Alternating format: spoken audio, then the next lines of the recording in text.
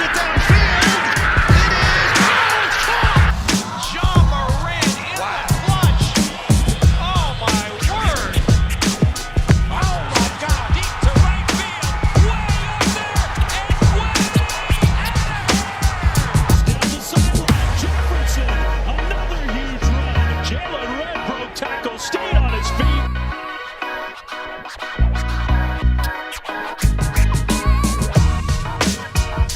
Welcome back to Blake's Take. Hope you are having an amazing day today. Thank you for tuning in to another episode of the local and national sports from the Willamette Valley and beyond, giving you my take. So let's get right into it with the second half of the NBA season, starting off with two well-anticipated games after the long All-Star break, which was filled with fun and excitement. But it is time to dive back into the regular season, where teams are going to push to finish strong in the second half. To start off this second half of the season, we had both the Grizzlies and the Washington Wizards, who are sitting outside of the postseason right now, looking to battle their way back in for a postseason spot. The Grizzlies benefited from some Washington shooting struggles in the first half, allowing them to build the lead to 19 points in the second quarter. However, Washington rallied back in the second, going on a 21-7 run to put the game within 5 at the end of the half, despite Beal only going 1 for 9 during the stretch. The Wizards then continued their run into the third quarter, leading them to even take their first lead of the game, putting themselves in a good spot at the start of the fourth. Yet, the Grizzlies would dominate in every aspect of the game in the fourth, making their run after run and getting bucket after bucket in the paint, leading to their win by a large margin of 127-112 victory. Valkanicus scored a season-high 29 points and matched the season best with 20 rebounds, while John Morant added 21 points and 10 assists on drives to the basket, with Memphis managing 78 paint points, dominating down low, especially and attacked by guards.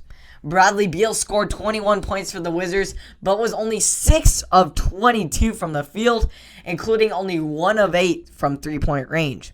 Russell Westbrook finished with 20 points, while Davis Bertans and Danny Avdija scored 13 apiece. So great win for Memphis, really showing how dominant they have become in the paint and what kind of force they are building both down low and up top with their high-flying attacking guards into the rim. So that is just a great to see what they've been working on in Memphis. They are clearly making John Morant already more of an aggressive guard than he is, and are also getting more of the shooting guards and point guards involved, trying to get into the lane because they want to establish their force in the paint, and that's where they like to go. Not so much shooting outside. They like to be physical in the paint, and that's not so much we see in the league. So often now we see more of the outside shooting approach, which ultimately is riskier and has a higher miss ratio.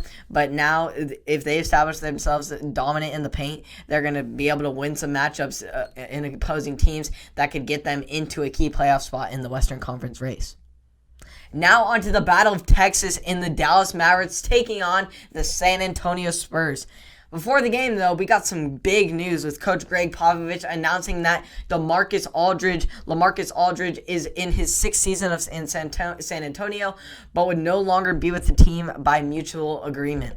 The Spurs are engaged on several fronts with the potential trades for Aldridge and believe they can find a deal, perhaps even in the next week as early as that, and avoid the need to negotiate a contract buyout. If there's no trade for Aldridge before the March 25th trade deadline expires and a contract buyout does come into play, many of the league's top teams are privately expressing their interest in adding him as a free agent. Aldridge missed 8 of the Spurs' last final games before the All-Star break due to a hip and quadricep injuries. He came off the bench in the 3 games he played during the stretch, playing as a reserve for the first time since he was a rookie back with our hometown Portland Trailblazers and all he did there in 2006 and 2007. In Aldridge's last game with the Spurs, he scored 2 points in 15 minutes. Poor performance there, and a 124-113 overtime loss to the Brooklyn Nets on March 1st. Aldridge has averaged 13.7 points and 4.5 rebounds, along with 25.9 minutes per game this season, shooting a below average 46.4% from the field and 36% from three-point range. His scoring average in minutes are his lowest since his rookie year. He's done everything we've asked, Popovich said. At this point, we just like to do something that will work for both him as much as our basketball club, because he deserves that more than anyone. So well wishes for LaMarcus Aldridge as he moves on to a new chapter, and most likely the last chapter in his NBA career. He may end up back in Portland. Who knows? They could use a guy like him and maybe trade in a guy like Nurkic, and along with other package, maybe some Zach Collins type, and send them along to the Spurs to get a guy like LaMarcus Aldridge again. I know he's not as prime as he was once when he was in Portland, but I think that would be a cool trade if he could come back and finish what he started back here in Portland and maybe even go on a championship run. Who knows? But it's just great to see.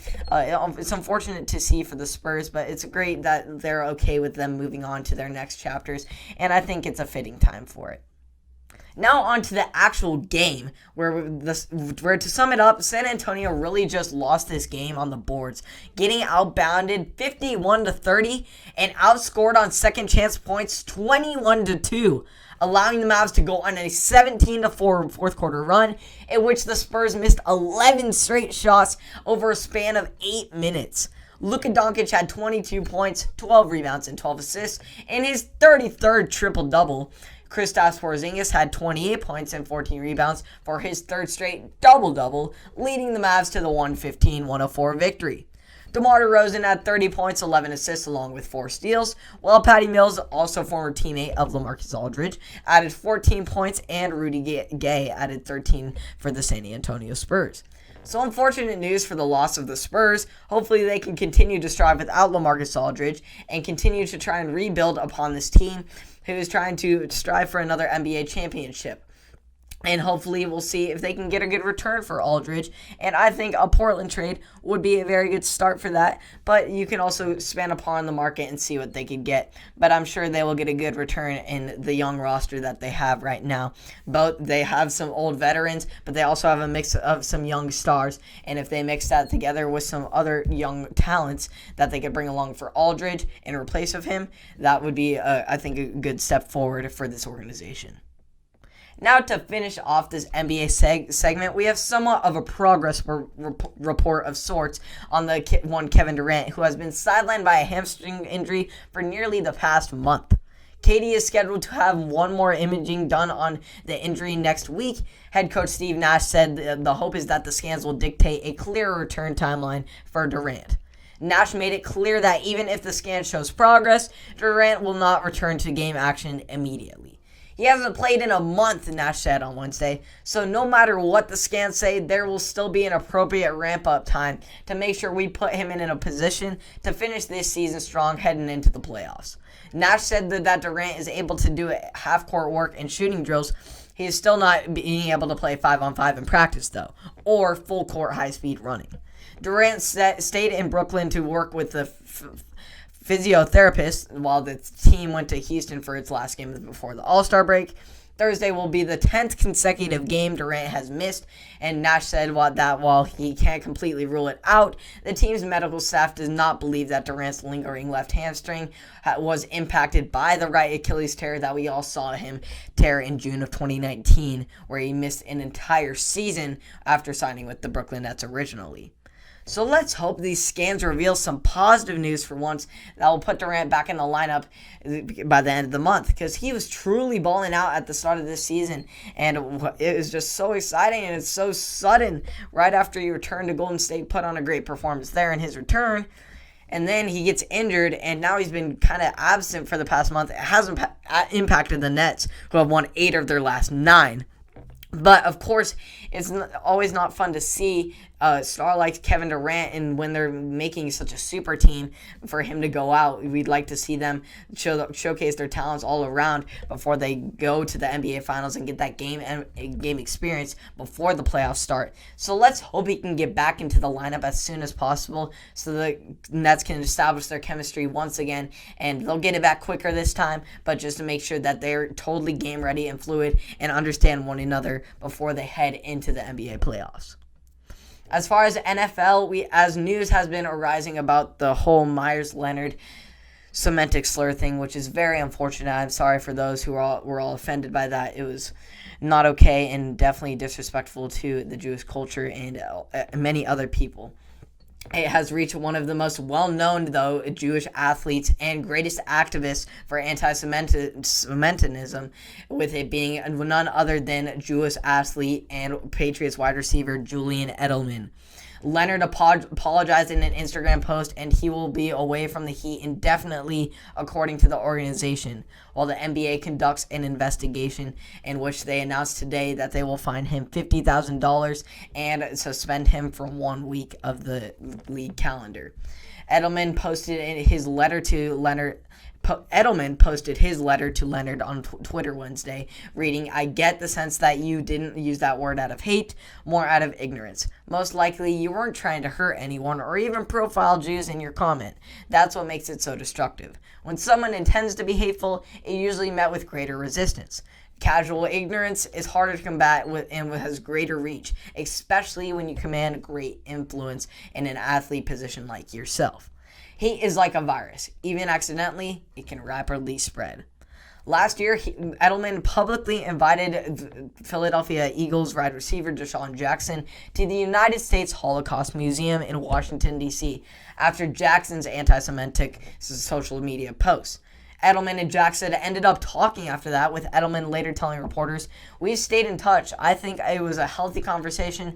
I just wanted to not only show that I support my community, but also show that I'm here to help people in my league because we are all one." If there's anyone who can help Myers Leonard in this situation and help him figure out what he needs to do to help fix it and try and make himself a better person, it is Julian Edelman. He has become such a powerful voice for the Jews and their culture, with him being a Jewish himself, and is ultimately trying to set all athletes' differences aside so they can come together as one community, which is what we're all trying to do through all these protests in the Black Lives Matter movement and all these arrests and all the discrimination, segregation that we face in our society today. All these athletes are just trying to come forward and make this world a better place, because when it all comes down to all this, athletics have far reach to other people. Like, athletes have such a great influence on the public, especially on this younger generation who isn't as educated on these social injustices that we face each and every day. And if we can educate them through athletes, that is wonderful. They're great, most likely many of their greatest influences other than their parents. Like, they have such an influence on these kids, and trying to make them, this younger generation such as ours, a better place through these athletes influencing them through the proper way of racial equality and trying to make our society fair and equal for all. I think this is a great step forward, because Julian Edelman, and if we can get more guys like Julian Edelman to help in racial inequality and other aspects of segregation in our society, I feel like as a whole our society will become a much better place. On to free agency in the league, where we have a big release from two championship caliber teams. First off, the New Orleans Saints are releasing veteran wide receiver Emmanuel Sanders after just one season, as they continue to trim their massive salary cap deficit. Sanders was due to make $8 million this season, with $2 million guaranteed. The Saints will have at least $4 million against the salary cap by releasing him, and possibly $6 million if they post the designation as a post-June 1st release. Sanders caught 61 passes for 726 yards and 5 touchdowns in just 14 regular season games last season. He caught another 8 passes for 51 yards in the playoffs. Sanders has a total of 662 catches for 8,619 yards and 47 touchdowns in his 11-year career with the Pittsburgh Steelers, Denver Broncos, San Francisco 49ers, and the New Orleans Saints most recently. He has been selected to the 2 Pro Bowls and has appeared in 3 Super Bowls, winning the Super Bowl 50 back in the 2015 Broncos.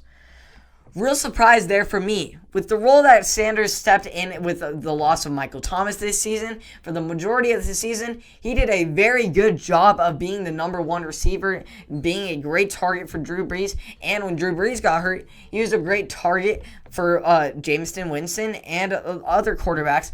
And it was just great to see him step up into that role. I was just very, very surprised that they let him go. He seemed like a great number 2 receiver now that Michael Thomas is here.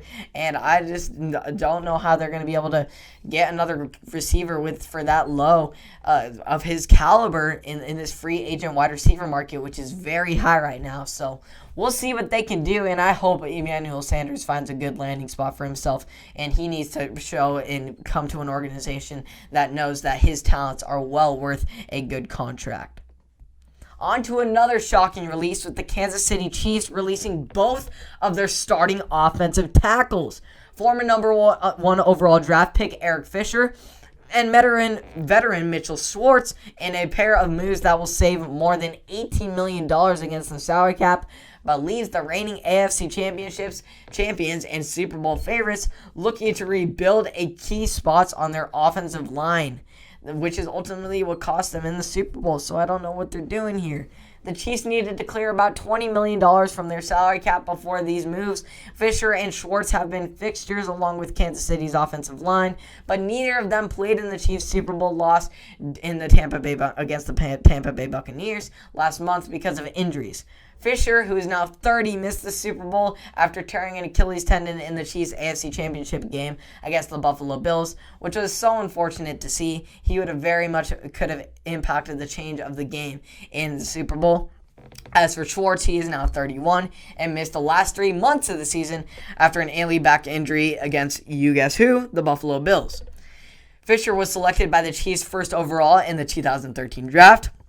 The 2-time Pro Bowler struggled early on in his career, but in recent years has begun to live up at least some of the potential the Chiefs saw in him.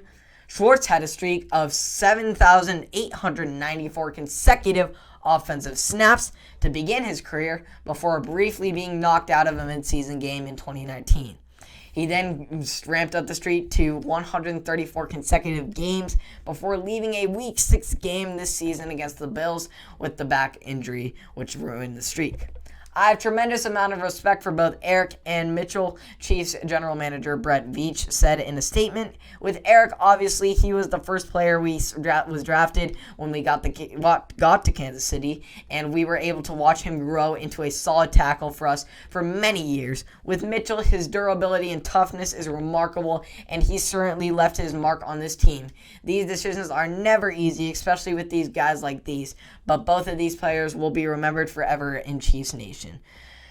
So I'm very unfortunate for these offensive tackles. They were going to make a true impact on this team as they already did, especially with Mitchell, just his durability and finding linemen who can stay in the game for that long. I know just it took a toll on him this year, but he'd been playing in the league for a long time. And then Eric Fisher, their left tackle, has just been unstoppable, shutting down defensive lines, and I truly believe that Super Bowl against the Bucs would have turned out different just with the addition of Fisher. He is just an elite offensive lineman, but it's unfortunate to see, and they will definitely find new landing spots, but my main concern is how these defending champs will rebuild in getting high caliber offensive linemen, but we shall see.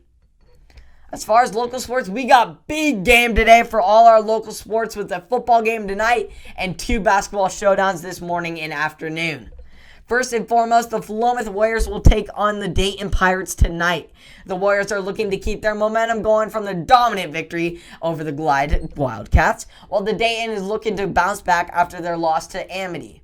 You can cheer on the Warriors tonight on NFHS, where it is being streamed at 7 o'clock, so make sure to cheer on those Warriors tonight. They're going to need every bit of it from home, and hopefully they are going to pull out the victory. I feel confident in their run game, and I am super confident in their defense. They're going to put on a show tonight, so make sure to tune into it. As far as local college basketball, we got some big matchups today. The Ducks will kick things off this morning against Arizona State at 11:30 a.m. on Pac-12 Network, while the Bees will follow right after them at 2:30 with a challenge against the 2-seed Bruins, who the Bees have actually competed well against this season.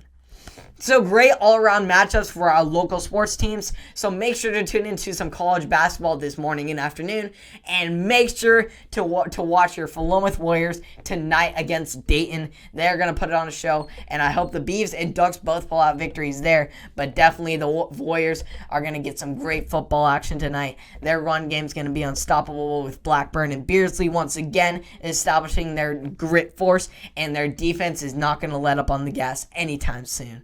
So great all around. It's going to be a great night for sports around here, and make sure you just tune in as much as you can. So thank you for tuning in to another episode of The Blake Take. Hope that gave you an update on all our local sports that are happening around here and what's going on nationally with some racial injustice, which is unfortunate, and the weird free agency that is going on in the NFL. So much release, so much different cap space.